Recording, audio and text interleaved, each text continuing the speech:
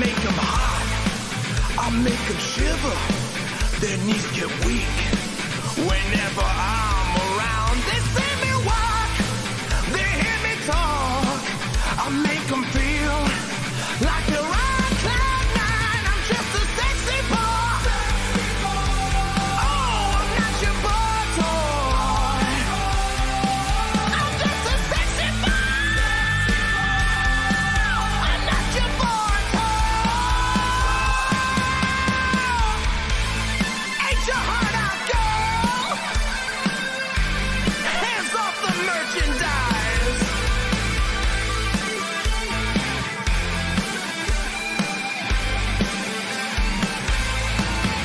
I'm just a sexy boy. Oh, I'm not your boy toy. I'm just a sexy boy. I'm not your boy toy.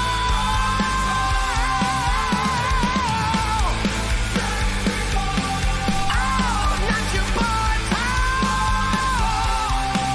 I'm just a sexy boy. Oh, I'm not your boy. Oh,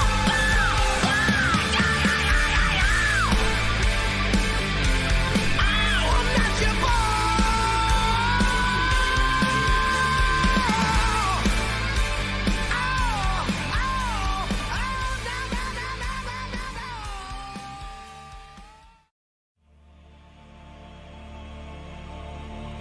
I am a real American.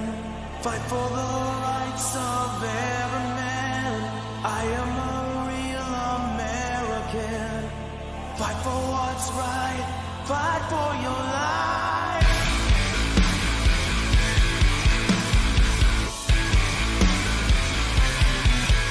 When it comes crashing down and it hurts inside, you gotta take a stand, it don't hurt to hide. If you hurt my friends, then you hurt my pride. I gotta be a man, I can't let it slide. I am a real American. Fight for the rights of every man. I am a real American.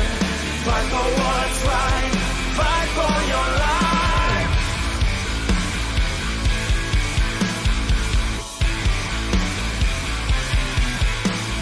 I feel strong about right and wrong,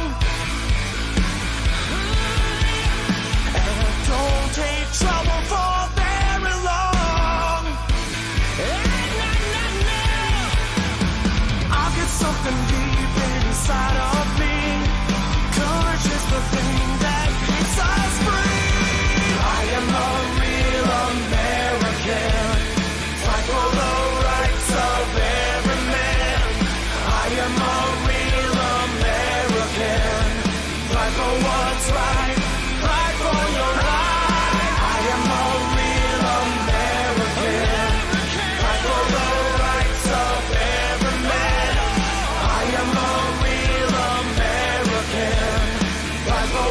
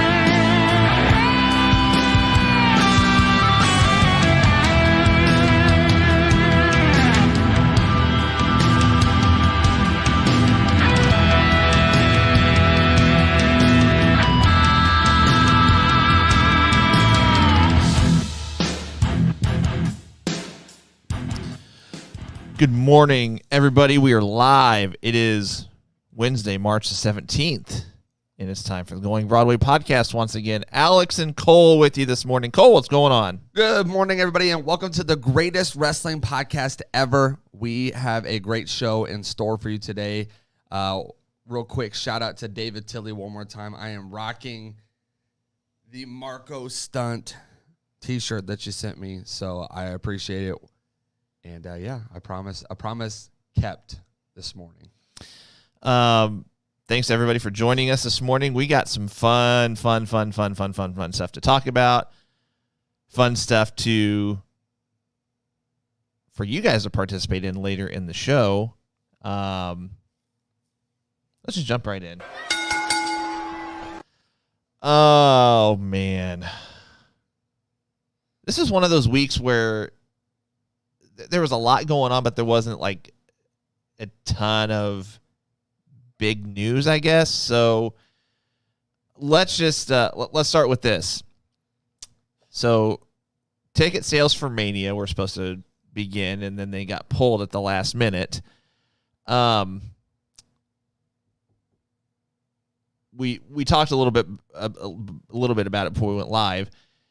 So the reason, there's multiple facets to this. So, and as we're talking about this, you guys can chime in on this, give us your thoughts as well. The initial plan was they were going to do around 45,000 both nights for Mania. But I've read rumors that they've pulled ticket sales because they may consider going 100% capacity, partially in response to the fact that UFC is going to be doing that for their UFC 261 event. I forgot the date on that. I know it's in Jacksonville. Could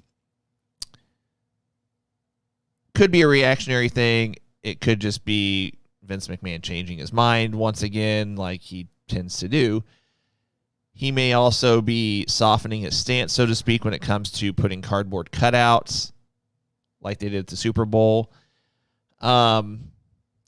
Either way, I mean, we're getting fans for WrestleMania. I mean, it's just, I was talking to my wife about this last night, and it's going to make the viewing experience so much better. I mean, it's just going to, you could have incredibly sucky matches, and the crowd's going to be hot for it just because it's the first time that we are going to have a sizable crowd for a wrestling event. So, right.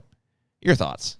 Yeah, I was kind of telling you before the show that it's kind of funny that they're thinking 100% capacity because Vince McMahon has actually been really cracking down on the COVID restrictions within the company, though, on a week-to-week basis, telling people not to go on unnecessary trips and go out for unnecessary things and, lock your, kind of create your bubble again. That way, no one's getting sick before Mania, especially the people who are in prominent storylines. And, right.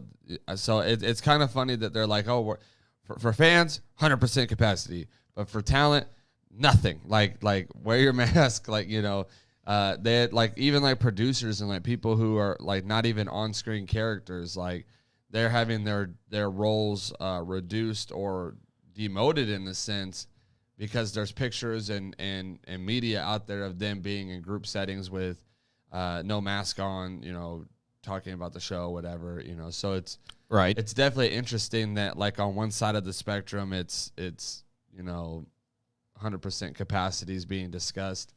I also think it's interesting because when you're put in this position to either be like the company that is like going with the flow of what's going on right now, for instance, social distancing, no big crowds, stuff like that still.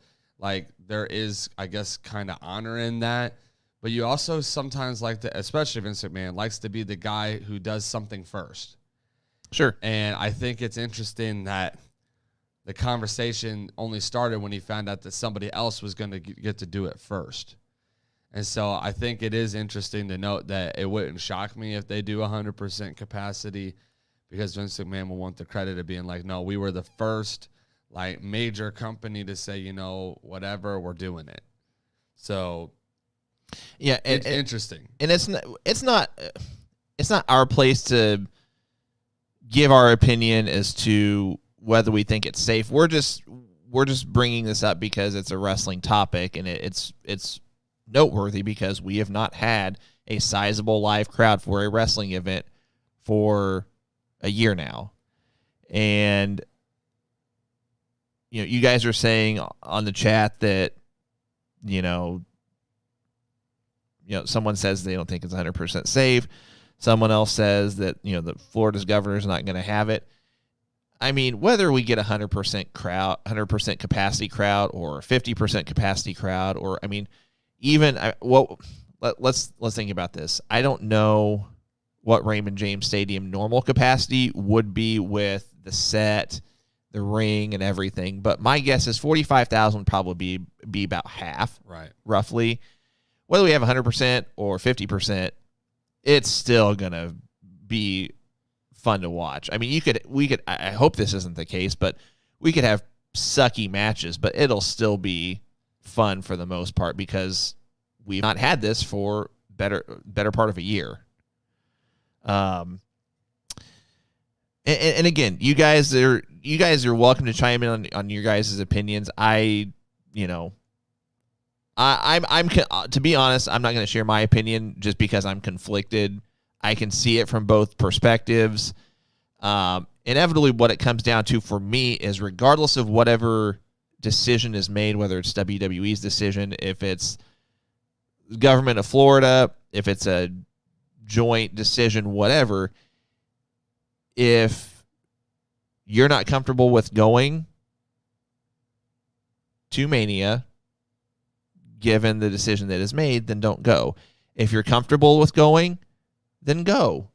But abide by their guidelines. If they have a mask mandate, wear your mask. And this wasn't meant to get into a COVID mask, etc. discussion. It was noteworthy because we could be going from a 50% capacity to 100% capacity. We have not had, I was going to say we've not had 100% capacity wrestling crowd for a year. I don't think we've even had half. I mean, because the biggest crowds we've had have been at Daly's place, and they've maybe had 2,000 at the most. Right. I don't know what their normal seating is, but 2,000 definitely is not half. So anyway, what else can we bring up? We have new tag champions. That was kind of a surprise that they pulled that. Not pulled that, but went that route as far as creative. And we talked about how WWE tends to play it safe leading up to Mania. This is one of the few times that they kind of pulled the rabbit out of the hat, and I'm okay with it because it's, A, we don't usually see this going into Mania, and B, it's something different because we've got AJ and Omos now challenging for the belts at Mania. So, right. I think actually what's interesting to note is that kind of this past week and a half since our last show, there's been a lot of swerves. I mean, if you look at NXT, they introduced the women's tag titles. They give them to Dakota Kai and Raquel, and then like in the same night they lose drop it. them. Yeah.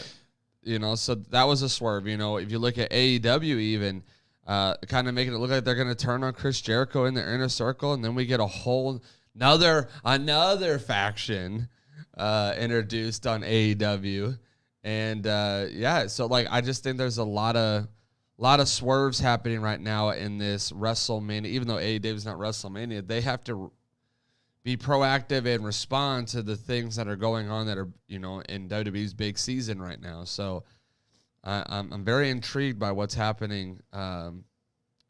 Even in the main title picture in NXT, the whole Adam Cole, Finn Balor thing, and then next thing you know, you got Karrion Kross right behind him. So yep, interesting. Excuse me. Ooh, I thought I was going to sneeze. Oh, we're good.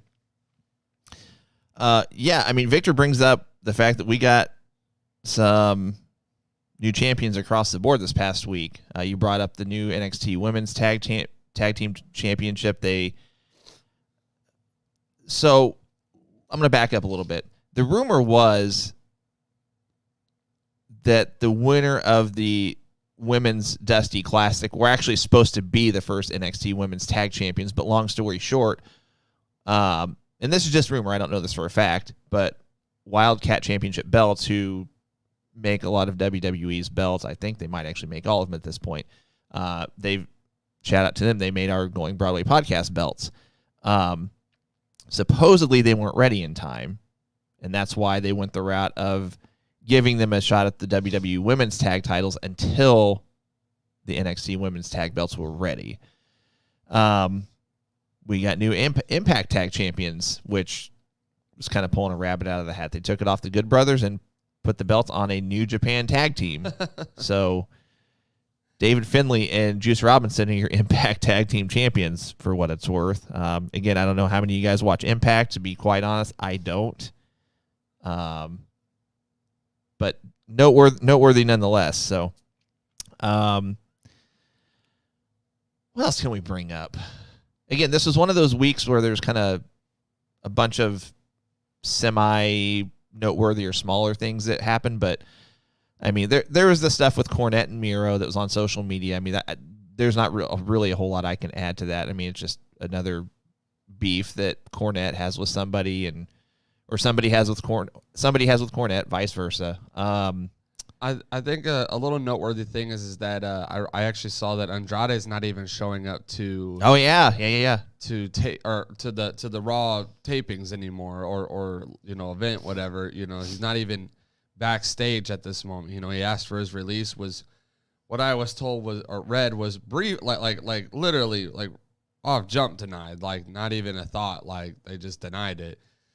And I think we're starting to see like that next class or like wave of talent that is good, that is going to start to either get released or wait until their contract is up and then make the trek elsewhere. There's probably about 5 to 6 guys right now that are showing signs of frustration. Asked for release has been denied, so it's getting a little interesting in that back room. At some point. So it won't be on next week's show because, quick spoiler alert. Spoiler alert.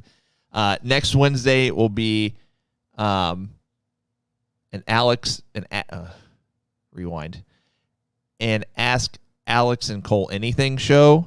So there we won't have our normal tiles or topics to the right of our video. We're gonna have an Ask Alex and Cole Anything show next week. But the week after that, we might have a segment where we specifically bring up guys, and we have a topic similar that I'm trying to think of the name of it off the top of my head.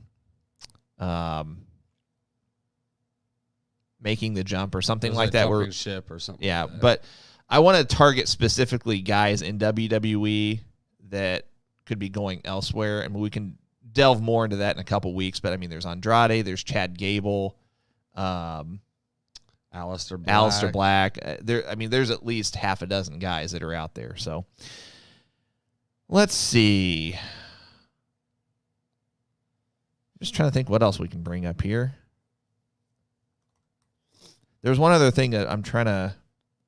Oh, you mentioned it. Bad Bunny dropping the 24/7 title. Yeah, which. I mean, it was just interesting how they went about it because, obviously they're trying to protect Bad Bunny. You don't want him to get pinned or anything like that before his match, at Mania, whatever. But it was interesting that he just handed the title back to R-Truth. Yeah, for sure. I'm gonna save something. I'm gonna save something else we could bring up until we get to our fan mail segment because someone specifically asked about it. So we'll save that. We'll table that for our fan mail discussion. But let's talk about a wrestler of the week. Who do you got?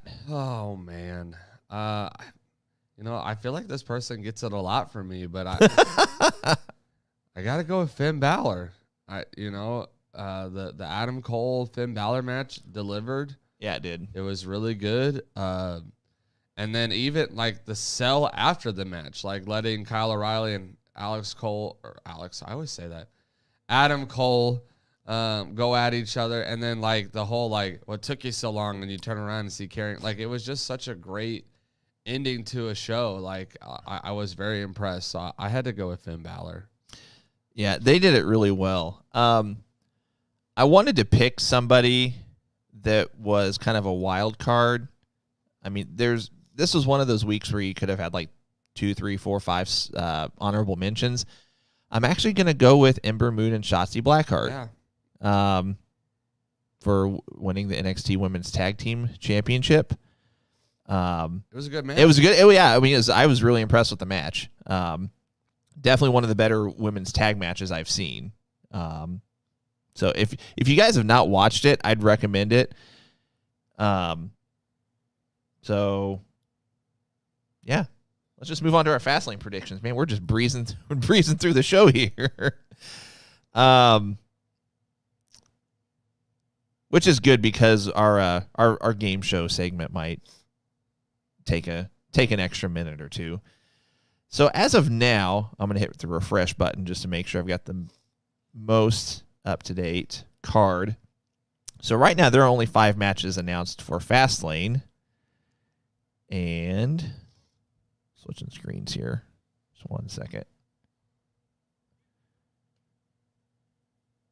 I really need to update the software on my computer because it's been prompting me for an update for like 2 weeks and I just haven't. And I wonder if that's why it's slow.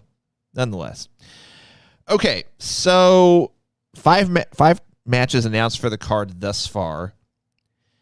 And let's tackle this from top to bottom as I have it. So we've got Nia Jax and Shayna Baszler with Reginald. That's something we didn't really talk about, but Reginald has moved on from Carmella and is now with Shayna Baszler, or with Nia Jax, I'm sorry. Nonetheless, against Sasha Banks and Bianca for the WWE Women's Tag Team title. Do you think they put Reginald with Nia Jax just for the purpose of them dropping the belts here at Fastlane? Or if not at Fastlane, eventually when they drop the belts? So my thing about this is that I have a hard time believing that Nia and Shayna are going to drop the belts at Fastlane first and foremost, and to 2 people who are fighting each other at WrestleMania. They've done it before. They have. But with the card already being 2 nights, I have a hard time believing they're going to have Bianca and Sasha pull double duty and defend them and then fight each other on a separate night. I think it's more believable that they're going to use Reginald to help divide Sasha and Bianca like they've already been doing. Okay. Kind of involving the match to be a distraction, and it's going to cause, my guess is Sasha to get pinned based off of how the storyline's been playing out. Okay. And it's going to cause the dysfunction now that's going to create the build towards Mania these next couple weeks for that Bianca Sasha to actually have more of a, it's not just friendly competition because Bianca won the Rumble, but there's actually a feud now. I gotcha. And so I'm actually going to go with Shayna and Nia winning this, and so not just walking out with the belts, them actually getting the win. getting the win. Okay. You're not necessarily clean. It'll probably be some kind of Yeah, I mean, some kind of a distraction, but I think they're going to hold the belts to have a Naomi-Lana tag feud at Mania. man, Stacy's bitter. You see Stacy's comment? Well, and like I said, I'm shocked there's not like a Rhea Ripley match on Fastlane. We talked about that before we went live. Not non-title at least, or something, just something like you could have teased, like if she wins, her versus Charlotte at Fastlane would have been a real one to rehash. Mm-hmm. No belt, and winner is the number 1 contender for WrestleMania. At least put the storyline in there. But so I might be jumping the gun saying this. No, I'm not going to. I'll save what I'm going to say as we go through the card. So, Alexa Bliss against Randy Orton in an intergender match. I'm just why? I mean, I get why, but why? Wait, real quick. So who did you pick in the women's tag? Oh, I agreed with you. I'm sorry. Okay, I just making sure I knew. Okay, so intergender match. I think this is going to be. I don't think I have a prediction for this because I don't think it's going to happen. Oh, okay. I don't think the match actually happens. Even if the bell rings, I almost kind of feel like it's going to end in some kind of a no contest. Sorry, I'm just reading Travis's comment. Alexa Bliss wins clean. I think clearly the Fiend's coming back, so I Yeah. think that this has been the payoff they've been wanting to have it at. This will probably be one of the highlights of the show, because people are wanting to see if he just shows up and is in Randy's face and points at the sign. Do we actually see him attack Randy? Where do the mind games go from here? So I don't think there is a clear winner. I don't think I'm gonna. If you had to ask me who's gonna win, I'm gonna say Randy. I think if they actually have a match and it goes down, I think Randy will quickly RKO her and pin her, and then the mind games begin. But yeah, I have a hard time thinking we even get a clear cut winner. I mean, David said no contest. I agree with him. I don't think it's gonna. I just think even if like you said, even if there is a match, which I wouldn't be shocked if there is not one. But if we get an actual match, and I'm using the term match loosely here, I mean, if it's like a 1 or 2 minute interaction, and again, the term match or interaction is, subjective, but I don't think we get a 1, 2, 3 winner, or I don't think we get a DQ. I don't think we get a count out. I think it's just some kind of, I think it's a no contest. I don't think we get a winner here. So that's my prediction. Drew McIntyre against Sheamus. I mean, I don't know how you don't have Drew win here. The only way I could see Drew losing this match is if Bobby gets involved. And it's an interesting note that Bobby and Sheamus were kind of feuding a little bit too this past week on Raw. I mean, they had a match against each other, Bobby sticking his nose in Sheamus's business. So I don't know. I'm a little torn on this one because as much as I would agree with you that, how could you have Drew lose going into WrestleMania? It also could be the best part of the story to build up to him versus Bobby at Mania. Could be. It could also be a way they might try to throw Sheamus into the title match because with the WrestleMania card, nothing's really set in stone at this point. I mean, you can read rumors that, well, the card's still a mess. Nothing's finalized. You read other websites that say, yeah, it's been finalized for weeks, possibly a couple months. I mean, if the card's been finalized for a few weeks, why are we just now getting the announcement? The announcement for that, for the WWE tag title, the Raw tag title match. Not to mention they just kind of threw that together. And again, I'm not ripping on it. I like that storyline. I like where they're going with it because it's different. But nonetheless, if it's been ready for a couple of months or a few weeks, what have you, why are we just now setting stuff in motion for it? I mean, historically,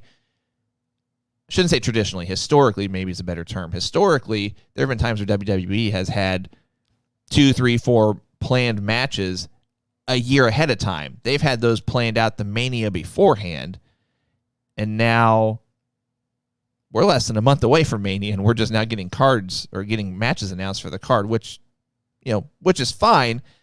It's just, it leads me to believe that they could throw a wrench into this and say, well, if Sheamus gets the win here, we're going to have to throw him in and make it a triple threat, which, okay, fine, but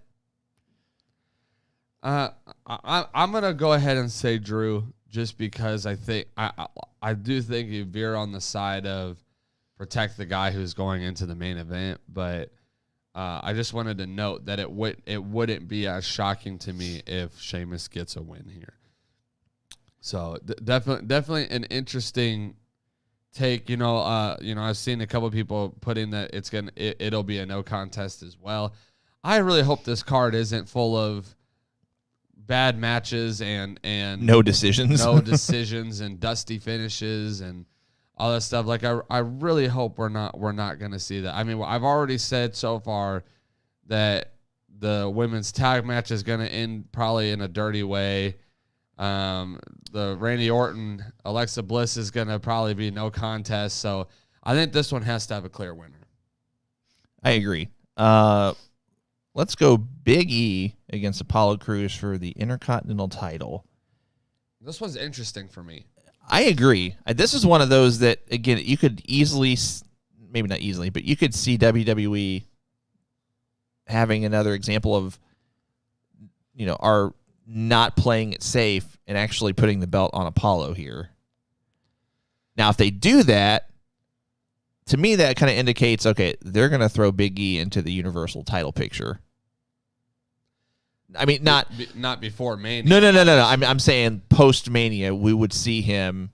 Now, it would be after Mania, but to me, if they do that, then does he have a rematch for the belt at Mania? Does he do something else? I don't know, though. This one's really 50-50 for me. So the thought that comes to my mind on this is that with Fastlane being so close to Mania, the pay-per-view becomes extremely predictable because, again, we've seen in the past, hey, like this is the pay-per-view where really nothing happens. We just get some really good matches typically or good storyline builders, whatever, to go towards Mania. Right. So if it's me, this is the go home pay-per-view for Mania, so to speak. So there's definitely a lot to be said here. The storyline makes sense. I'm not really sold on Apollo's new gimmick, but I'm not either. But a lot of people on social media dig it, and if people like it, then it's better than bland Apollo Crews for sure. But I'm not really sold on it. But either way, I would say that it's just interesting to note that if there is a title change or a match worth saying that something could happen, this would probably be the match. Agreed. And I'm still going to go Big E because I think if you're going to have Big E, first off, for WrestleMania, you want your biggest names, and Big E is an attraction, and I don't know how you could not have the belt on him going into Mania. I think I would be more apt to say that he would be one of the belts to change at Mania, because I would probably label Big E in my top 5 candidates for Money in the Bank winner. Yep. Which he'll need a decent build going towards Money in the Bank by that time without the Intercontinental belt. So agreed. I'm gonna say Big E here, and then probably predict him to lose it at Mania. Yeah, I think I'll agree with you on that. As far as him losing it at Mania, I don't know if I see that. I almost see him just dropping it on a Raw or something like that. SmackDown. So yeah, sorry, SmackDown. We were stuck talking about Raw for the longest time. Okay, so far we're pretty much in agreement on the card, and I don't think the next match is going to change. Roman against Daniel Bryan for the Universal title. I don't know who gets the win, so to speak, but I mean Roman Reigns does not lose the Universal title here unless it's just like something for shock value, and then he regains it on a SmackDown within the next week or something like that. Like something stupid. It's clearly going to be Daniel Bryan. No, come on. Like, we know they are not going to pass up on an Edge Roman Reigns title match. It's just not. Now, the rumor I read for this, which is why I keep saying this card's really starting to scare me with the rumors I've been reading. What, Fastlane card? Fastlane. Okay. Yes. Because the rumor I'm reading on this is that Edge is going to interfere in this match and cost Daniel Bryan the victory. I saw that. Because he wants Roman Reigns at WrestleMania, and so he's going to interfere. I don't know if that's a good idea because Daniel Bryan has a fan base, and I don't think it helps Edge be the face anymore in this feud. I think it kind of puts him back in that ultimate opportunist kind of gimmick or whatever. But the rumor I keep reading beyond that is that because he does that, they're going to insert Daniel Bryan into the match at Mania and have a triple threat Daniel Bryan, Roman Reigns, Edge match, which I don't want. I'm just going to be real with you. I don't want Daniel Bryan in the title picture at Mania. Yeah, I agree. I don't either. If they're going to do Roman Reigns versus Edge, do Roman Reigns versus Edge.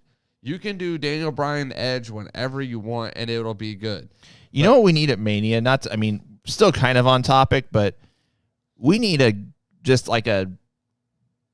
match that tears the house down at Mania. So we need like a Daniel Bryan against KO or Daniel Bryan. That's the name that came to my mind. Daniel Bryan against KO and throw Sami Zayn into it, make it a triple threat, something like that. But I really see. That's what I'm saying. I think that the Intercontinental Championship, it would be one of those belts that you could do like a 6-way match or a 4-way match or 5-way match, and you have Big E and Daniel Bryan and Kevin Owens and maybe Sami Zayn or somebody else of that caliber in that match, where if Big E loses, he doesn't have to be the one that's pinned. Right. And Daniel Bryan, to me, seems like a good candidate to put back in that mid-card to elevate that match up for WrestleMania. So I don't know how you could have Daniel Bryan win this match first and foremost, and I don't know how you can have him lose in a way that sets him up to get put in the match at Mania.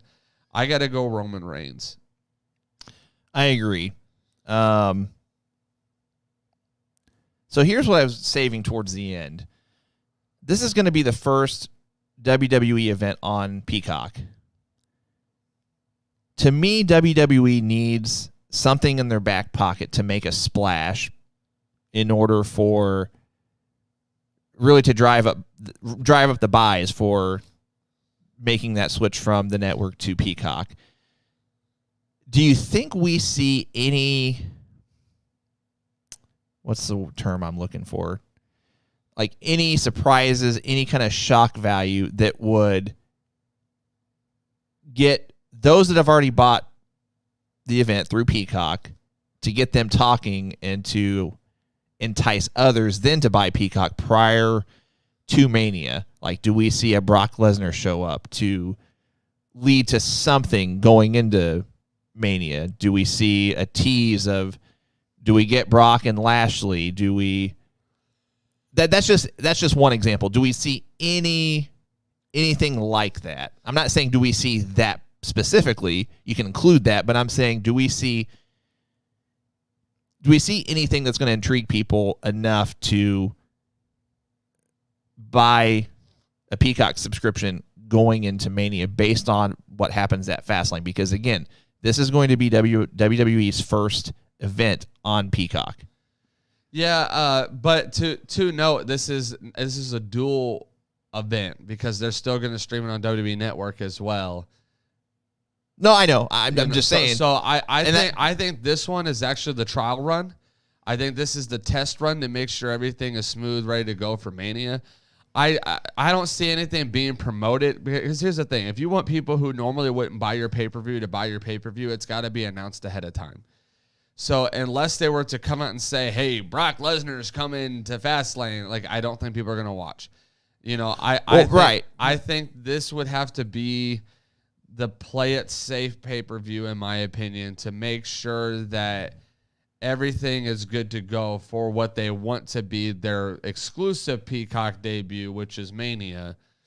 So I really see this being here's a way for those WWE Network people to kind of get acclimated to Peacock, get switched over. People who were thinking about getting WWE Network, they're just going to go get Peacock now because they know that's where it's headed. And, you know, so I don't know if I see any major swerves. Correct me if I'm wrong. I think Edge and Jey Uso are like special enforcers for that match too as well. Well, one of them is going to be. I think that they're going to decide which one on SmackDown. Okay, so it wouldn't shock me if Edge is the special enforcer in that match. That might get people to buy it a little bit more just because of the name that, you know, that name value there. Well, here's my rationale for thinking that. So you kind of illustrated what I was getting at even more. So this is going to be simulcasted, if you will, on the network and Peacock. There's been some apprehension from what I've seen of people even making that switch from the network to Peacock, even though the network will, from what I'm seeing, cease to exist, because at least up until SummerSlam, it's not going to be the network as we know it now going to Peacock. It's not going to be that. Like a lot of the classic content's not going to be there right away. If ever, it's going to be mostly pay-per-views for the next few months. So what I'm getting at is if you've got people watching on the network and hesitating to make that switch to Peacock, to me it's like if you're WWE, you almost need an unannounced again shock value go to for this event, so to speak. I mean, Brock Lesnar, again, just an example. The Rock. Again, none of these are probably going to happen. I'm just throwing this stuff out. Becky Lynch. To me, it's like, if you're going to help facilitate making that switch to the wrestling consumer, definitely wouldn't hurt for, like you said, a pay-per-view like this that's just, historically your go-home pay-per-view to WrestleMania, and you're just generally playing it safe. I'm not saying that you have to have a title change, putting the Universal belt on Daniel Bryan just for shock value. I'm saying something of intrigue that builds to Mania. And again, the examples I threw out there were just examples. I don't know what else you might, I don't know what WWE's options might be, if anything. We might not see anything, but it was something I wanted to bring up just because this will be the last pay-per-view on the WWE, the last live pay-per-view on the WWE Network. And so far, and I don't know how they metric this, but so far those from switching from the network to Peacock have not really met WWE's expectations. I don't know if they somehow survey that. I switched to Peacock already, and I didn't see any kind of survey or questionnaire or anything like that. So anyway, I'm kind of rambling here. It may just be a bland pay-per-view. David Tilley says exploding barbed wire match. And don't announce it. Um, Can you imagine Roman and Daniel Bryan walking out to the ring, but it's surrounded by barbed wire? It's such a bad match. Our buddy Ryan, Fear the Beard, John Cena. He's been, steadfast in saying I'm stuck in Canada, but people are going to and from Canada now. The swerves could definitely happen. I definitely don't want to act as if it couldn't happen. I guess I'm stuck on the mindset of, I think it's the same, no matter the situation, it's usually the same old WWE. And that is, this pay-per-view is all about just building towards WrestleMania. And I think you have to play that safe in some regards.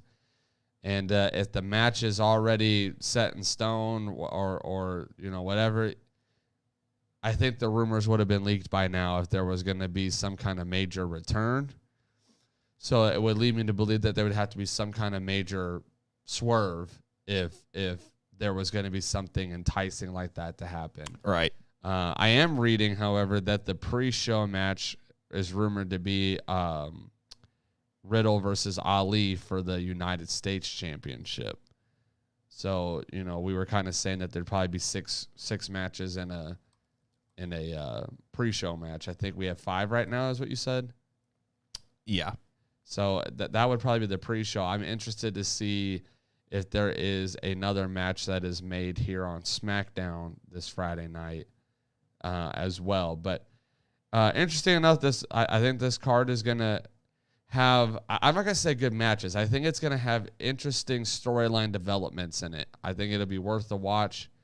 The card does not really impress me for match sake, but it really intrigues me for storyline sake. Agreed. Let's transition a little bit here. If it's gonna, maybe. Is our tile? There we go. Promotional consideration paid for by the following. Had to give you a little lead into Lord Alfred Hayes. Guys, just to remind you, you can check out the Going Broadway podcast. We're live every Wednesday at 10 a.m. Eastern, 9 a.m. Central via our Facebook page, our YouTube channel, and our Twitter page / Periscope.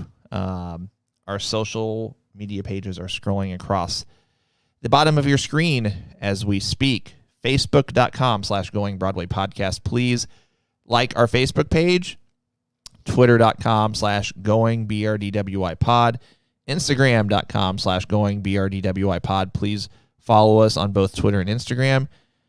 YouTube.com / Going Broadway podcast. Please subscribe to our YouTube channel. If you do all 4 of those, you will get 4 entries into the 3 belt giveaway that we're still going to do once we get to 5,000 Facebook likes. Please, and also we do have a Patreon page, patreon.com/Going Broadway Podcast. If you consider becoming one of our patrons, we would sincerely appreciate it. We've got 4 different tiers to choose from, each with a differing, I guess that's the word, a monthly financial commitment, anywhere from $5 to $50 a month. Each tier has their own perks and benefits, anything from discounted Going Broadway Podcast merch, free merch, as well as additional giveaway entries into that 3 belt giveaway, as well as any other belt giveaways that we have, free belt giveaways, that is. And speaking of our merch, I'm going to throw these up for you. We do have our new Going Broadway Podcast Hustle, Loyalty, and Respect parody t-shirts and hoodies. These are our black, green, white, and gray. What's the word I'm looking for here? Going Broadway themed. Theme, there we go. Just our color scheme. That's the word I was trying to think of. Our gray, white, black, and green scheme. And then these are the John Cena scheme / Indiana Pacers / Golden State Warriors / whatever else is blue, yellow, and white scheme. And I'm actually wearing one myself now. Trying to switch back to our... There we go. Wearing the white hoodie today, and I've got the blue t-shirt on under it. Kind of see it. But if you're interested in any of those, they are $25 shipped plus applicable taxes for a t-shirt, $50 shipped plus applicable taxes for a hoodie. If you're interested in picking up any of those, let me know. We forgot a match. We did. I forgot. Strowman and Shane are at Fastlane. They've not announced that yet officially, have they? On Monday Night Raw, they did. Did they? Yeah. Okay. So we got to have a prediction for that match too. Okay. I don't know. This match kind of intrigues me because I feel like it's gonna build towards an actual match at WrestleMania, and I'm gonna say Shane. I am too. Just whether it's a DQ or I don't know. Somehow Shane's gonna walk out of Fastlane. So quick update, and thank you to Stacy for sending this to me. This was just posted earlier on WWE's Instagram page, I believe, but the tickets for Mania will be going on sale on Friday now. So I don't know what that looks like in terms of capacity, in terms of the discussion we mentioned earlier in the show, but tickets will, at least for now, are scheduled to go on sale this Friday for WrestleMania. I'll be sitting by my phone. Where'd our topics go? There we go. All right. It is time for our fan mail segment. I'm going to get to these questions that were submitted earlier. You got to give me the button, though. You got to give me the button. Push the button. You know, the button. Why? There's a sound bite. I know. There's a sound bite. You got to give me the button this week. I'm getting there. I got to get the questions pulled up for the first. Give me the button this week. I gots to have it. Man, why is my computer so slow? I'll give you the button while it's loading. Just when they think they got the answers, I change the questions. Yes. Yes. Okay. Finally, we have a soundbite for this segment, and it's the most perfect soundbite for this segment. All right. Well, get your questions in if you have any for Cole and myself. Like I mentioned earlier in the podcast, next week will be an Ask Alex and Cole Anything show, the entire podcast. So if you have a number of questions, jot them down. Make sure you don't forget them. I will be I'll be creating a post and putting it on our social media platforms probably early next week, and you can get your questions in ahead of time for that podcast. But depending on how many we get, we might take some live on the show as well. So let's jump into the first question. This comes from Victor Nash. And this was the topic I was saving whenever we were discussing our headlines. What are your thoughts on the Impact champion Rich Swann versus AEW champion Kenny Omega at Rebellion title versus title match? I saw it coming. I'm not shocked by it, and I think Kenny's actually going to win. See, I'm not as sold. Well, I'm not sold on it, but that's just my prediction. I mean, just my quick prediction. I get really, what's the word? Iffy. If anytime like you do cross company matches and whatnot, like I get really iffy on title changes, especially when it's the main title. Yeah. Now I know, there's way more involvement with Kenny and Don Callis and Impact than any other talent share that we've seen thus far. So I don't want to say it would shock me if he wins, but at the same time, Rich, like this match sets it up to where someone has to win, unless they find a way to do a dusty finish or something along those lines.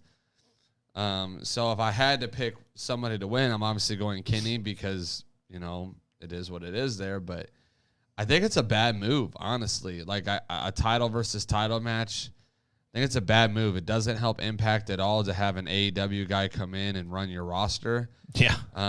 No kidding. So I think it's a bad move. So my thought, I just had this thought, and this might not even be Impact's plan, or it could be the fact that I work for Impact and I'm really their booker. Nonetheless, what if Impact runs a storyline to where all of their championships are won by people outside of their promotion? Because it's not like they're WWE. They don't have a ton, but the tag titles are already with a New Japan tag team. If Kenny wins the world title, then the world title's gone. That leaves the X Division, the women's. Do they have a women's tag title too, don't they? So they've got 5, I think. I'm just gonna be real with you. The way things are looking, in my opinion, right now, and this is a very bold future prediction. Give us your bold strategy, Cotton. I really see Impact getting bought out by AEW. Yep. In probably the next 5 years at the most. Oh, I'd give it 3. At the most. The way that things are looking is that Impact is a company that has a lot of potential, especially with talent and the guys that they have hired on and whatnot. And instead of having another AEW show where they come up with something new, why not just buy Impact? Yeah. Put it on TV, give them the little boost that they need. Now you have a whole new roster on top of it to switch around, change around, move around, whatever. But man, like the way things are looking, it just looks like I don't want to say talent share makes it seem like that, because it's not even that. Like when they've talent shared with New Japan or even ROH or NWA, like I never once was like, oh yeah, they're about to like engulf that company and take it over. Right. What they're doing with Impact just really seems like they're heavily invested. Tony Khan specifically is heavily invested in trying to get that thing kind of built up and mean something. And it really makes me think that I wouldn't be surprised. That could be. I wouldn't be surprised if Tony Khan is kind of like the second coming of Vince McMahon, like within the next 3 to 5 years time frame. I'll put on it. If Tony Khan buys up Impact, if he buys up Ring of Honor, I don't know if he'll go that crazy and start trying to buy every promotion. I don't know that he would either, but I mean, it wouldn't surprise me. I mean, if he, buys some of these smaller indie promotions like Game Changer Wrestling and whatever larger indie promotions are out there, like I wouldn't be surprised if inevitably we get Tony Khan. If Tony Khan buys a number of different promotions, big and small, and inevitably we get AEW programming, whether it's on cable television or if it's on YouTube or some, Bleacher Report Live or whatever, if we get AEW 5 days a week or 4 days a week or whatever in some way, shape, or form, we're already getting it 3 days a week. I mean, it's on Mondays now. Right. I wouldn't be surprised if, again, 3 to 5 years from now, if something like that happens, but inevitably we get AEW programming in some way, shape, or form, again, whether it's YouTube, Bleacher Report Live, TNT, the TBS, another network, whatever, any combination of that, if we get AEW 4 to 5 times a week. I'm just interested because of the fact that specifically Impact has the pieces kind of in place already. They're Right. just missing that really probably the funding. The funding, number one, if they had a little bit more funding going behind them, they probably would be able to elevate their show a little bit. And the creativity, I think, is the booking creativity is not there. So I think, other than that, you have a decent roster. You already have a TV slot. It's not on a very major channel, but you already have a TV slot to work with as well. So it's like, okay, why not buy it? We just invest the money to either put it on TNT or TBS or, see if another, like Fox is killing it right now with SmackDown. Yeah, they are. Maybe they go to NBC or, CBS or, so one of those other channels or whatnot. But I think it's just interesting because that company out, versus all the other companies that they could be invested with has the most to work with right now, I think. Yeah. And would not shock me if they end up buying them out. David Tilley asks, most of us when we first started watching pro wrestling pull for the good guys, but later on we'll start pulling for who we like regardless of being heel or face. Who was the first heel you would pull for? For me, it's Mr. Perfect. Heel that I would pull for. I was one of the minorities I remember watching it live. It was SummerSlam 91. It was Mr. Perfect and Bret Hart for the Intercontinental title.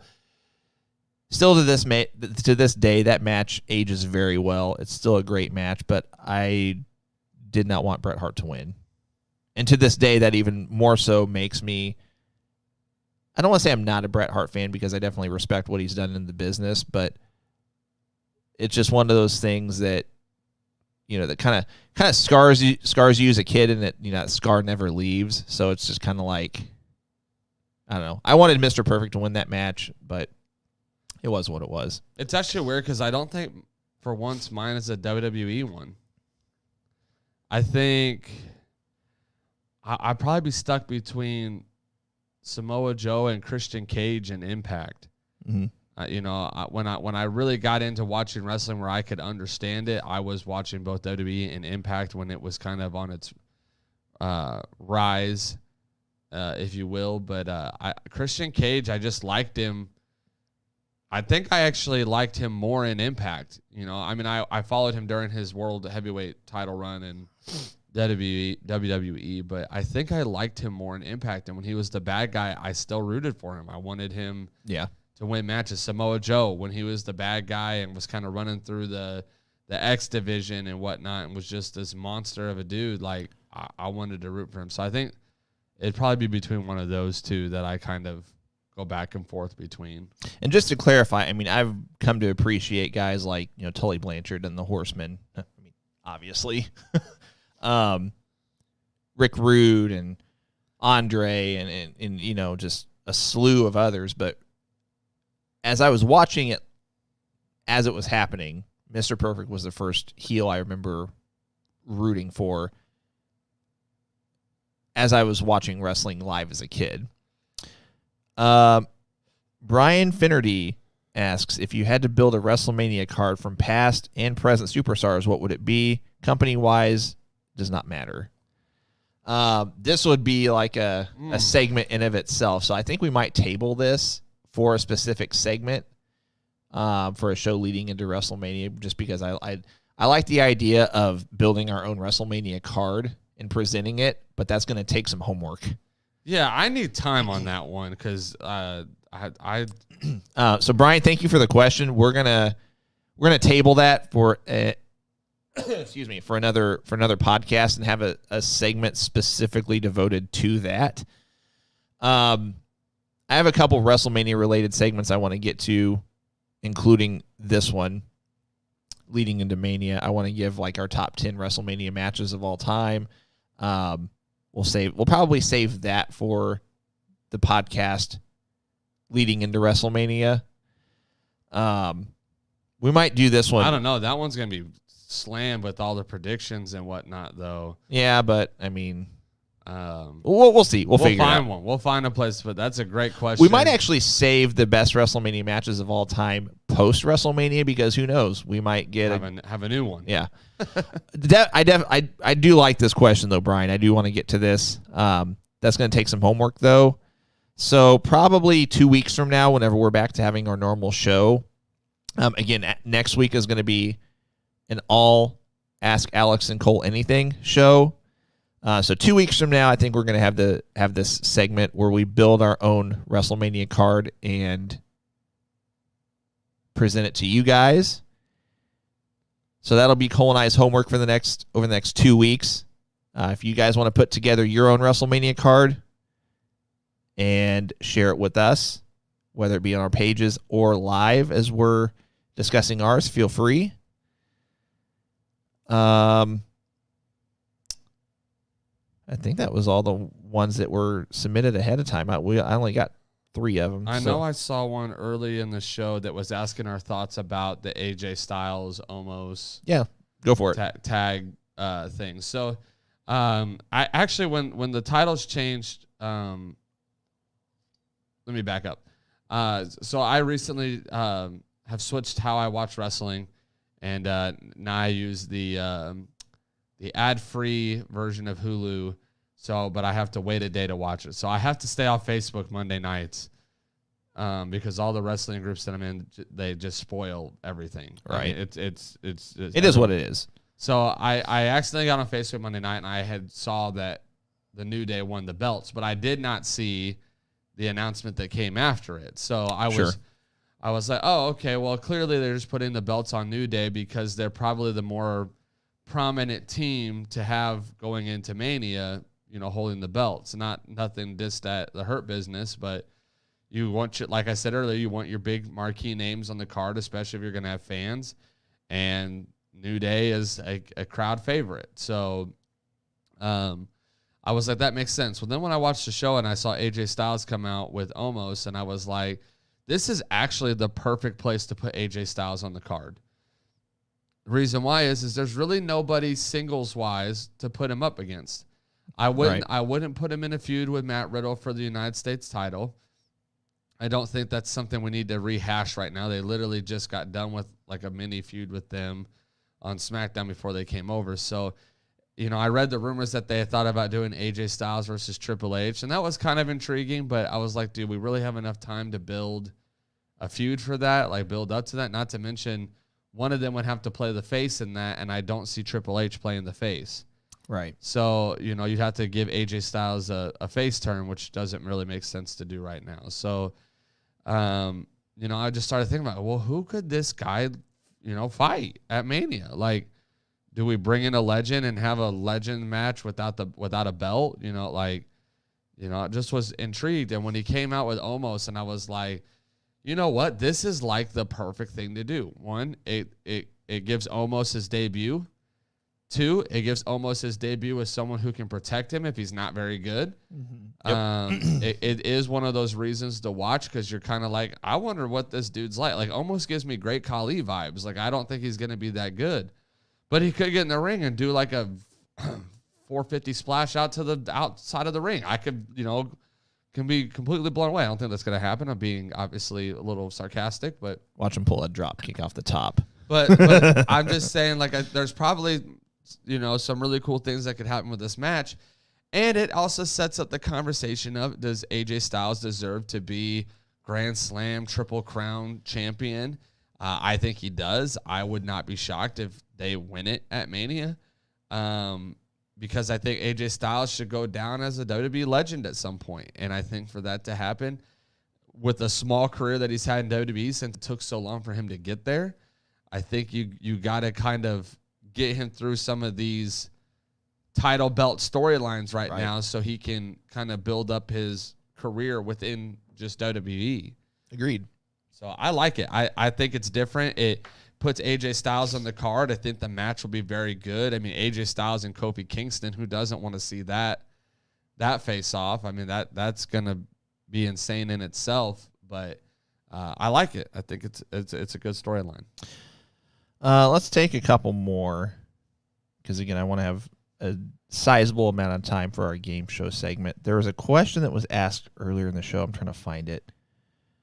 Bear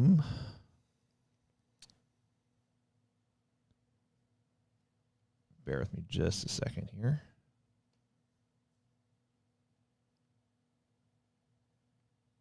I want to address this real quick. I don't know how much truth there is to this. I've not seen it. Mastacholi has brought up a couple times during the podcast about rumors that Becky Lynch might be signing with AEW. I've not heard that. Even if it is a rumor, I would say absolutely not happening. It just doesn't. It makes no sense. I don't know who reported it. I haven't. I think I saw one like YouTube video that had that as like a headline, and I like just skipped over it because I don't think there's any validity to it. It wouldn't make any sense. Her husband works for the company, is a prominent star in the company. She is part of like the reason WWE was even big during the pandemic and even before the pandemic. She put the women's division on the map. I don't see WWE letting her go. If she wanted to come back and have the belt again, they'd put it right back on her. If she needed more money, they would have gave it to her.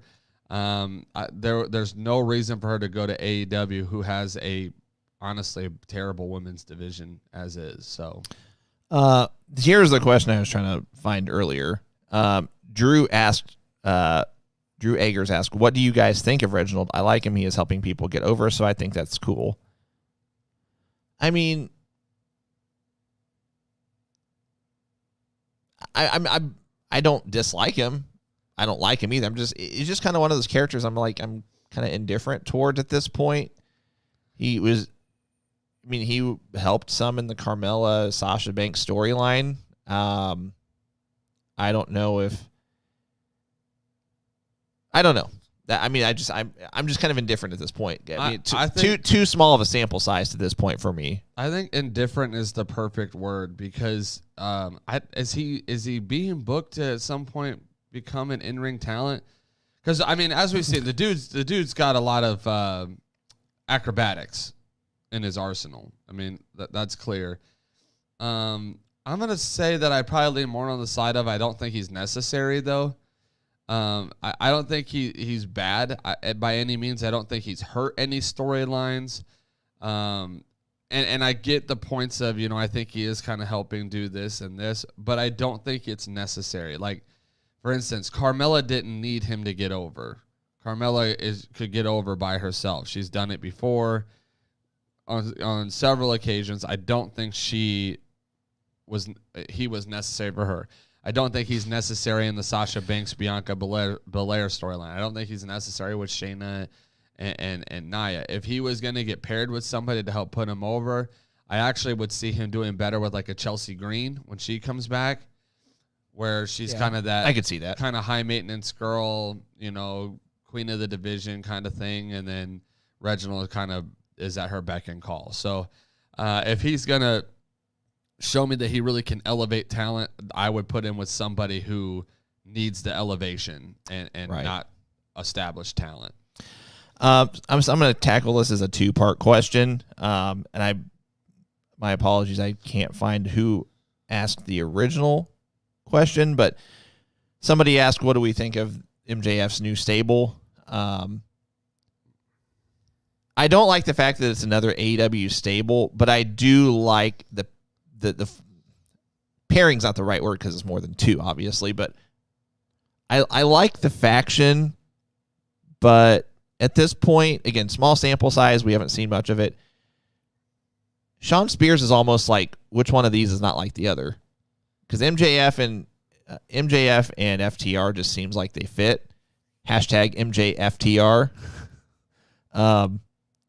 But Shawn Spears, to this point, it just feels kind of, okay, you're with them by association because Tully was with you prior to managing FTR. I'm just kind of wait and see kind of deal. But I'll tackle the second part of the question in just a second, but your thoughts. I don't like it. I mean, like I texted you and I was shocked because it definitely had a little bit of a shock value on the show because they definitely did swerve everybody into thinking, right. They were going to turn on Jericho and whatnot. So I thought the swerve in the storyline has been done as good as it can be. I just don't like it. First off, the inner circle is weak as can be right now. I mean, you built them to be so dominant when Jericho was champion, and like it just feels like all of them are trash, honestly. Like Proud and Powerful can't seem to get a win to save their lives in the tag division. They're probably one of the best tag teams they have on the roster. Jericho is a huge name, and he hardly ever wrestles, and when he does, he's usually putting over somebody else. Right. Sammy Guevara has taken a lot of L's in hopes that he would get like a face turn or a singles push. Jake Hager is hardly ever wrestles a match, for the most part. And so it's like the more and more I go down that line of Inner Circle, like they've kind of devalued their faction. Well, I think that kind of helps, though, to play in the fact that I think they're kind of the sympathetic face faction now. So that leads to the second part of the question. Steven asked, where do you see the Inner Circle versus Pinnacle, which I do like that faction name for what it's worth. Where do you see the Inner Circle versus Pinnacle angle going? So, I mean, they're going to pair off. They're going to do the Proud and Powerful against FTR, which I'm actually excited to see that match. That'll be decent. They're going to do, whether it's singles, tags, or 6-man or whatever, they're going to pair off Jericho and MJF. They're going to do Sammy and Sean Spears probably. Well, I read that they're going to do let me think about this for a second. So I read that they were going to pair Sammy.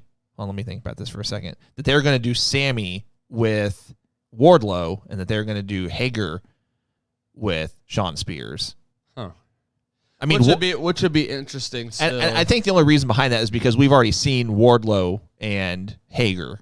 So, it does make sense to have Sean Spears and Sammy Guevara, but then that leaves, again, something we've already seen before.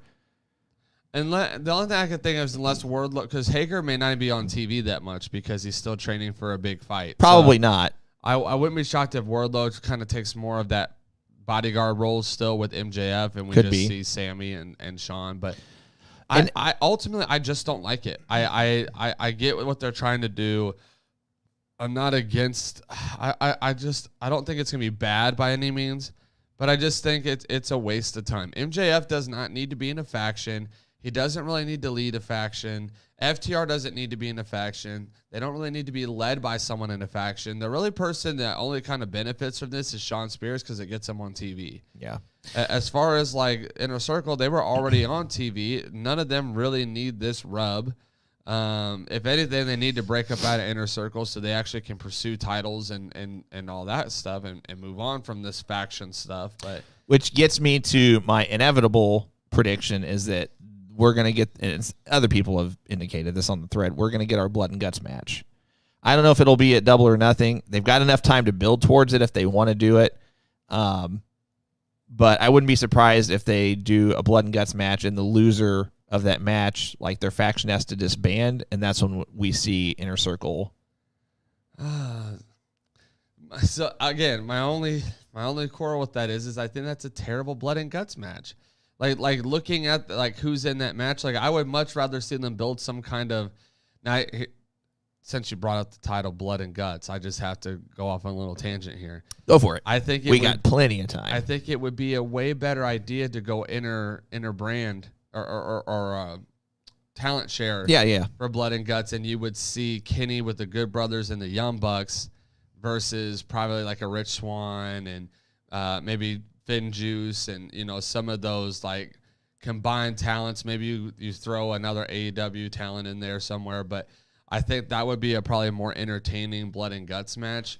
I'm just not interested in seeing Chris Jericho at this point in time. Maybe when they initially were going to do it because he didn't look as bad in the ring, but Chris Jericho does not look good in the ring right now. Again, Jake Hager, I don't know if you can put him in such a dangerous match before a big pay-per-view fight. Sean Spears isn't that good. FTR, that's not kind of their wheelhouse in the long run. I think Proud and Powerful would do okay in the match. I think Sammy would be fine.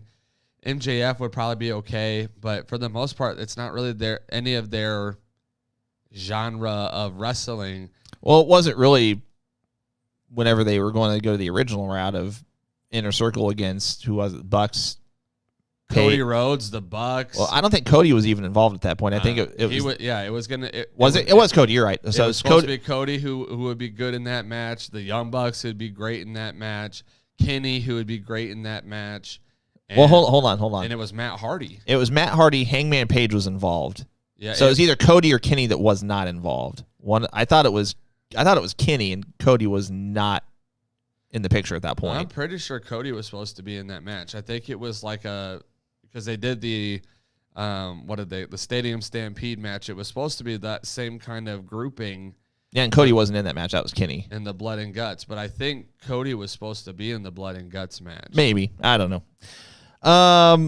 Thanks, guys, for the questions. We really appreciate it. Remember, next week, once again, we're going to do an Ask Alex and Cole Anything show from start to finish. So I will be posting on our social media platforms.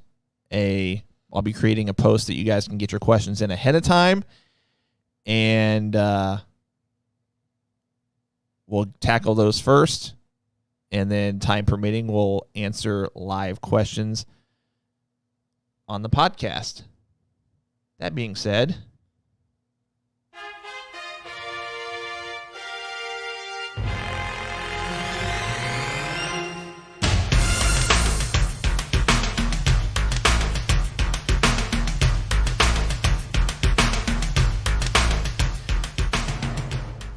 it is time for the Going Broadway Podcast Game Show.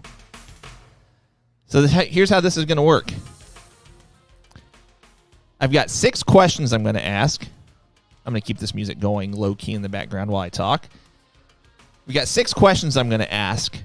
The first 5 questions are just going to be whoever answers correctly first on our chat thread will get an entry into our randomizer that we're going to do once we've concluded. The 6th question will have 5 separate answers. You can only get one of the answers. And I'll tackle that 6th question more whenever we get to it. But you can only answer one time on the 6th question. It's got 5 separate answers.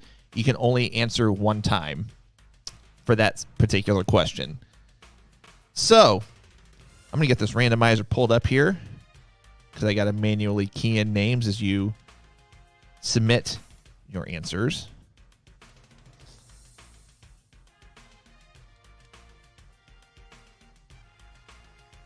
Okay. All right. I'm going to kill the music here. I could listen to that for the entire duration of the game show, but okay, here we go, guys. Again, I'm just going to go with whoever submits their question, whoever submits their answer first. Each response is time-stamped down to the second. So whoever answer comes through first on my end, whoever's answer is correct and comes through on my end first, gets one entry into the randomizer. Now, for questions 1 through 5, you can answer and get however many correct that you want. So if we have one person that gets all 5 questions correct, they get 5 entries into the randomizer, if that makes sense. As far as the prizes, we've got 3 prizes we're going to give away. So we're going to do 3 randomizer drawings, and you can win as many you can win as many times as you want. I guess that's the right term. You're not limited to one win, if that makes sense. You're not limited to one prize win. You're not limited to one answer, at least for questions 1 through 5. For question 6, I'll explain more whenever we get there.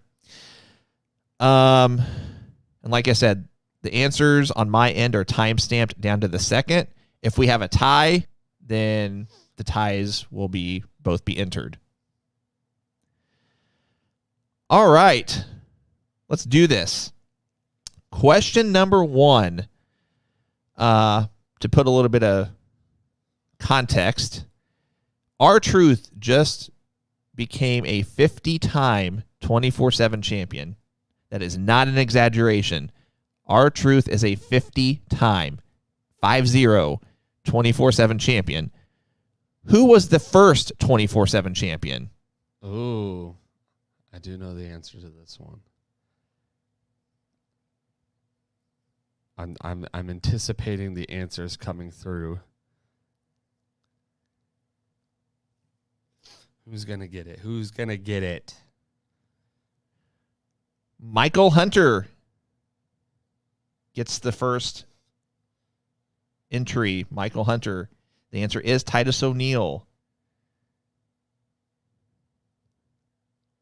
What does he do though? Something. Oh, Not to man. mention, he also is famous for his greatest Royal Rumble trip. Slid right under Slid, the ring. Yeah. Slide it. Trip and slide. Should make a dance song out of that. Okay. Question number 2. And again, Michael Hunter gets the first entry. Michael Hunter can also get can get more entries. He can answer more than once and get multiple entries if he wants. Question number 2. How many times did Tully Blanchard hold the NWA television title? Ooh. So we're asking old school questions and current product questions. Keep in mind, this is broadcasted on all of our platforms, so just because you don't see the name on your end doesn't mean that they aren't answering on YouTube or Yep. Twitter or And Facebook. Pooley Aduape gets the answer correct. It's 3.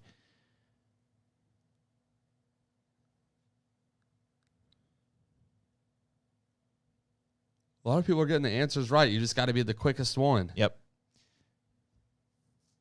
So Pooley Aduape. Pooley. I gotta spell it. I can't wait for the day that we learn how to say that name right. I think that's Alfonso Polito. He enters some of our raffles at times. So the answer was 3. Here we go. Question number 3. What was the name of Dusty Rhodes' masked gimmick? He had a gimmick where he put on a mask and he was trying to hide the fact that it was Dusty Rhodes. What was the name of that gimmick? I literally just saw this the other day, and now I cannot think of it. Oh, man. Ed Carnathan gets it. The Midnight Rider. Ed Carnathan.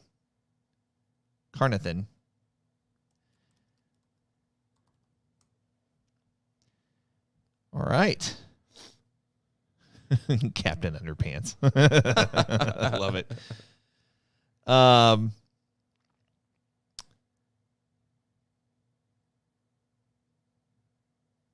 Let's see. Question number 4. And I don't need the specific year on this. I just need the name of the pay-per-view. Question number 4. What pay-per-view, again, I don't need the year. Or I should say, what was the name of the pay-per-view that Brock Lesnar won his first WWE championship? Again, I don't need the year, just the name of the event. That's tough. Fear the Beard gets it. SummerSlam. That's what I was thinking in my head. I couldn't think. For some reason, I had Backlash in there, too. He beat The Rock at SummerSlam. Revolution. I love it. Fear the Beard.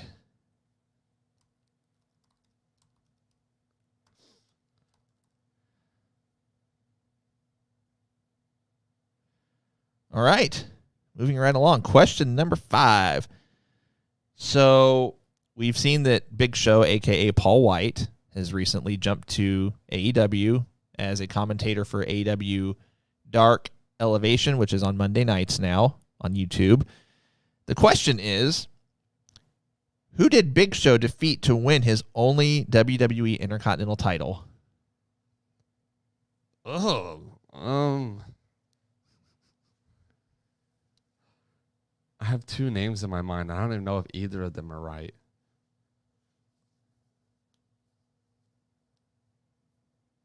Saki gets it. Oh, yep. Saki the sock puppet. It was Cody at WrestleMania. That's a good one. I had Dolph Ziggler in my head, and then I had Chris Jericho, and I was like, I don't think either of those are right, but Saki the sock puppet. Okay, so here we go. Question number 6, and I need to put this in context a little bit. So again, there's going to be 5. I need 5 answers. There's actually a lot of answers. I just need 5. You can only answer one time, and answers cannot duplicate. So if someone answers with a particular wrestler, and once someone answers with a particular wrestler, no one else can use that answer. So, again, there are 5 answers I need here. And I'm going to actually pull up this link here real quick. Okay, so currently, the NWA National Heavyweight Championship does exist. It's currently held by Trevor Murdoch, but I'm going to go back in the lineage a little bit with the NWA National Heavyweight title. So it was unified with the NWA United States title in September of 1986. What I need are 5 wrestlers prior to September of 1986, well, including and prior to September 1986, 5 wrestlers that held the NWA National Heavyweight title. Again, I cannot accept duplicate answers. And this will take me a minute, guys. So if you submit an answer, bear with me. Let's see. So Ed Carnathan gets 1. Brian Griffin gets 1.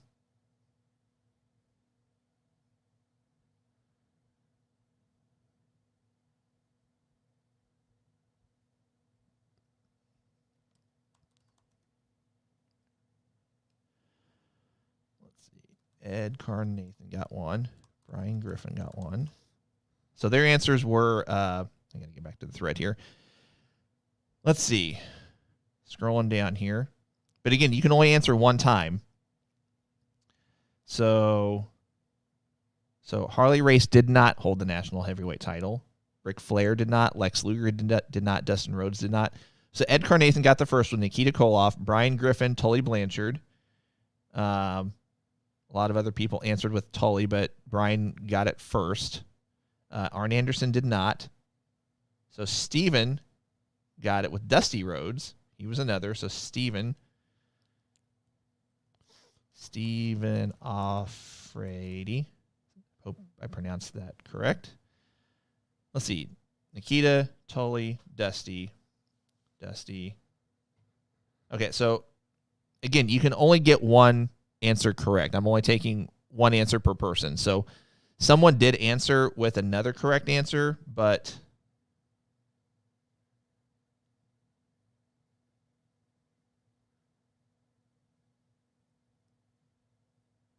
hang on, guys. I'm trying to jump back and forth. Let's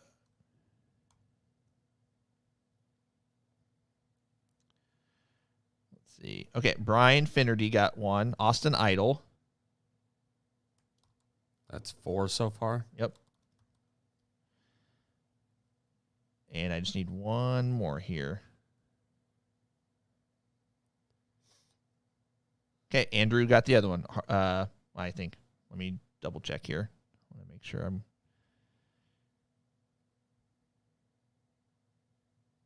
think he held it. Yeah, okay. And Andrew got the 5th one, Wahoo McDaniel. So those were the 5 that I am accepting. So that was Andrew Lassell. Okay. So I got my 1, 2, 3, 4, 5, 6, 7, 8, 9, 10 entries. So I've got Michael Hunter, Pulley Duape, Ed Carnathan, Fear the Beard, Saki the Sock Puppet, Ed Carnathan again, Brian Griffin, Stephen Offredi, Brian Finnerty, and Andrew Lassell. So let's do this. We're going to do 3 randomizers, and you guys can have multiple wins. So here we go. And I'll turn this toward you guys so you can see the winner each time. So 1, 2, 3, 4, 5, 6, 7, 8, 9, and click number 10 is Andrew LaSalle is our first winner for today. Turn this towards you guys. Congrats to Andrew. Congrats to Andrew. So we're going to do this 2 more times. I'm going to clear it. There we go. So congrats to Andrew for the first win. Again, we're going to do this 2 more times. Andrew is eligible to win multiple times. So here we go. 1, 2, 3, 4, 5, 6, 7, 8, 9, and click number 10, Andrew LaSalle again. And you can see my cursor is still on the run button. So I was definitely clicking. So Andrew gets a second win. Can you see that okay? Yep. Andrew, congrats, man. This just shows you that just because you get a ton of entries doesn't necessarily mean you're going to get anything. Yeah, double whammy is correct. So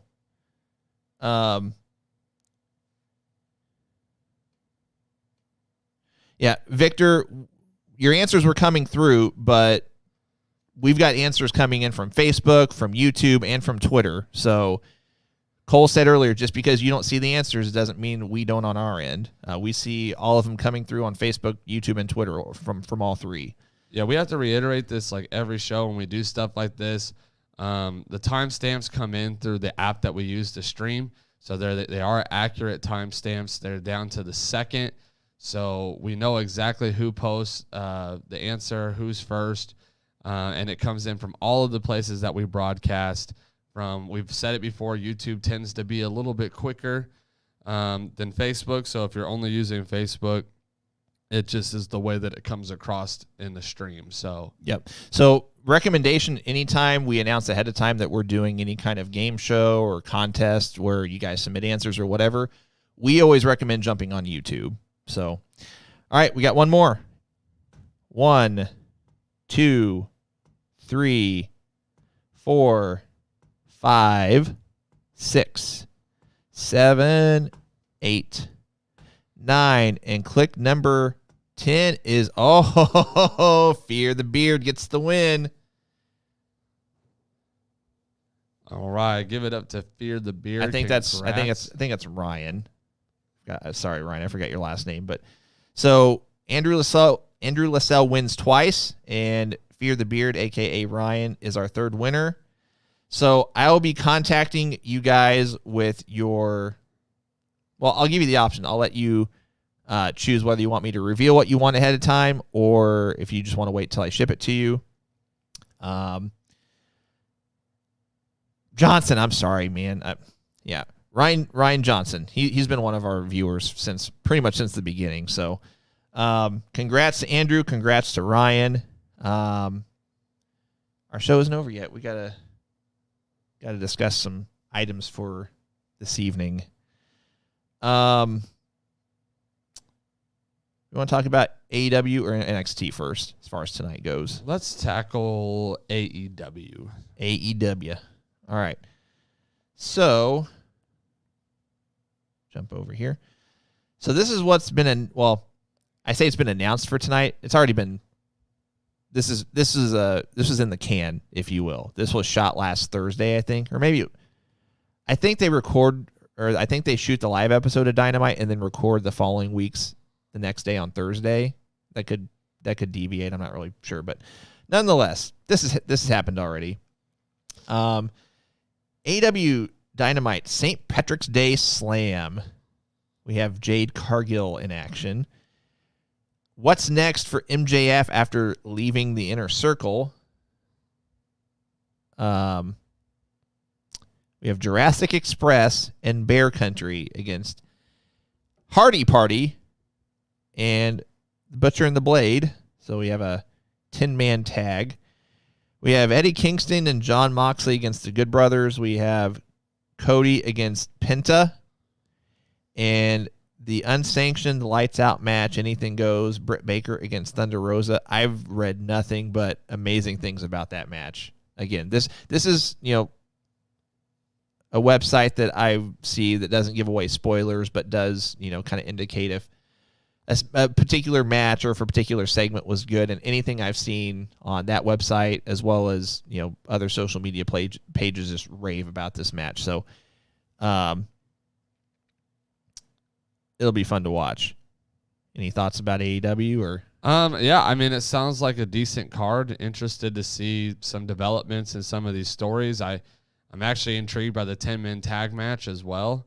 And that Cody Penta match, I think is going to be one for the books. So, not to mention John Moxley and Eddie Kingston. I'm interested to see where that storyline goes. A lot of stuff on AEW. I'm interested to see what happens there. And I'm curious if we get an appearance from Christian Cage and see what happens there with him and Kenny.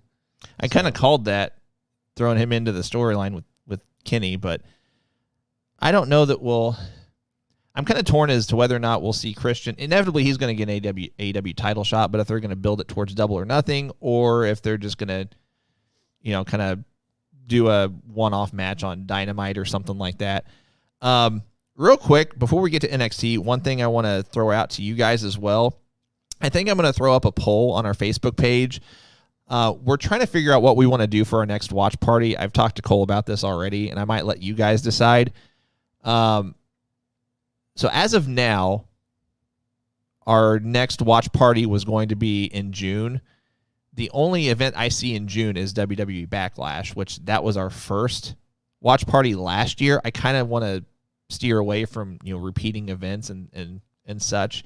Not that it's going to be the same event, obviously, but I might throw up a poll for you guys to choose whether you want us to stick with that, if we maybe want to deviate and have one in May. So in May, we would have Money in the Bank and Double or Nothing to choose from.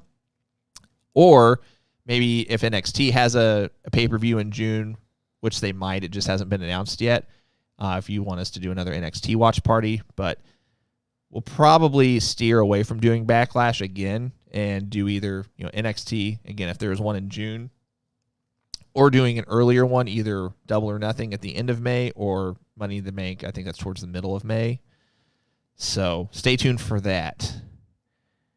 As far as NXT tonight, whenever I pulled this up ahead of time, I was surprised to see a couple of things, one thing in particular. So here's what's advertised thus far. Karrion Kross sets his sights on the NXT champion Finn Balor. NXT Cruiserweight champion Jordan Devlin returns to the U.S. to confront the other NXT Cruiserweight champion Santos Escobar. Austin Theory against Dexter Lumis. And LA Knight makes his NXT in-ring debut. Now, there was previously announced that we were going to have Leon Ruff against Swerve Scott and a tag match with Timothy Thatcher and Ciampa against Imperium, but those matches might have been pulled because of the COVID outbreak. So, any thoughts on NXT tonight? Man, they're really starting to build towards their Stand and Deliver 2-night pay-per-view. And that card, I'm telling you right now, that card might give WrestleMania a run for its money. I think it will give WrestleMania a run for its money. The matches that are starting to come, obviously, I had saw Jordan Devlin cut a promo saying he was coming to the States and whatnot. So, I mean, they're setting up Escobar versus Devlin at Stand and Deliver, which is going to be a phenomenal match, I'm sure. Karrion Kross versus Finn Balor. We're obviously going to get Adam Cole versus Kyle O'Reilly and probably some kind of no DQ type match, which is going to be insane. Timothy Thatcher and Tommaso and Imperium are setting up for something. I'm hoping MSK is ready to go by then so we can get MSK's tag title for Stand and Deliver versus Oni and it's still Oni and Lorcan, right? I think so. Pretty sure. Probably. So there's just, and then Raquel and Io, like there's just a lot of storylines. LA Knight's gonna have his debut tonight. Wouldn't shock me if they do some kind of number one contenders like ladder match with up and coming rising stars for the main title after Stand and Deliver. It wouldn't shock me if LA Knight gets put into the North American title picture. So there's just a lot of great things that are happening in NXT, and I think we're going to see a lot of great storytelling, story building things tonight that are going to really set us up. Ryan also says Walter talks tonight too. Huh.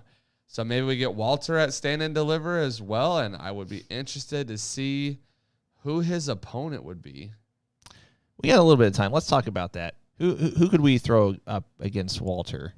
Are we want that we haven't seen already? That like heavy hitter, like because just anybody we think might have could have a good match with Walter. I mean, I would have said Finn Balor, but that's clearly going to be him and Karrion Kross. And Adam Cole's going to be paired with Kyle O'Reilly, I'm sure. Well, I'm going to, that's tough. I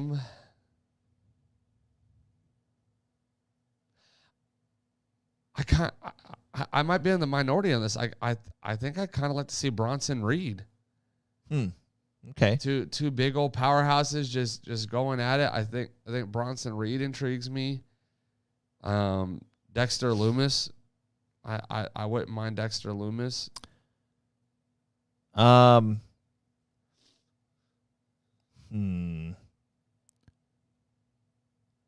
about Cameron Grimes? Cameron Grimes, if you want him to take the L. Yeah. They've kind of teased the Killian Dane split from Drake Maverick. I wouldn't mind Killian Dane. I think I really think that's something, if you go the Killian Dane route, that it could really kind of build him back up, because he's just kind of been floundering a little bit. He's good though, man. No, I know, I agree. It seems like a lot of the marquee names are already paired off for other feuds. So I'm intrigued where they go with that. For sure. For sure. Guys, that's going to about wrap it up for us. Cole, any parting thoughts for the people? Guys, as always, thanks for watching the greatest wrestling podcast ever. We truly do appreciate you joining us this week. As always, do not forget to go get that Going Broadway podcast merch. You're going to want it. You're going to need it. It is where I'm at. Still a little chilly. They're still actually kind of talking snow at some point. So you may just want to grab one of those hoodies and T-shirts. They're comfortable, and they rep the show that you all love to watch. So grab those. As always, I leave you with my favorite thing to do on this entire show, and that's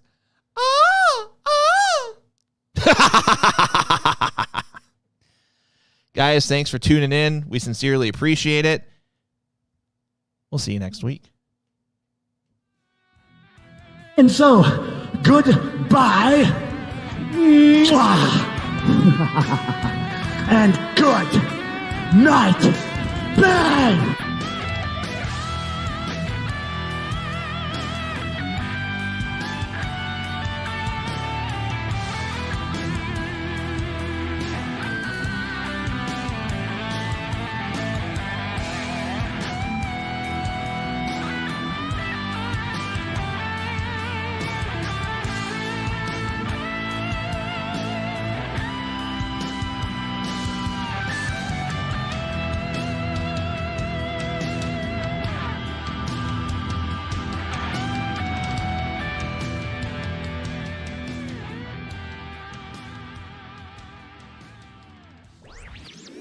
This podcast was a presentation of LightUpMedia.fm.